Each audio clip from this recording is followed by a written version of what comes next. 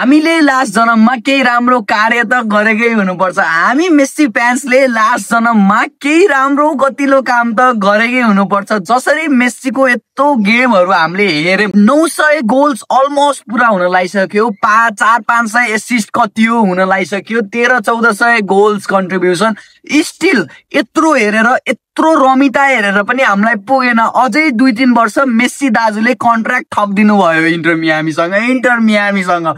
अझै हामी 1000 goal 2000 goal कतिवटा गोल हामी हेर्नेवाला नै छौँ। बिचरा रोनाल्डो उहाँ बल्ल बल्ल 1000 गोल पुर्याउँछ र म गोड हुन्छु भनेर सेलिब्रेट गर्न लागिसकेको थियो। बिचरा रोनाल्डो यति मेहनत गर्दैछ, मेस्सीले 2-3 वर्षको कन्ट्र्याक्ट थपिदिन्छ। बिचरा रोनाल्डो कसरी सुतोस्, रोनाल्डो कसरी काम गरोस् क्या यस्तो भइसकेपछि। बिचरा मेस्सी अलिकति दया माया गर न रोनाल्डोको साथीहरू भन्थ्यो तिमीहरू त। अब मेस्सीले पनि 1000 गोल पुर्याएपछि रोनाल्डो कसरी सुतोस् के?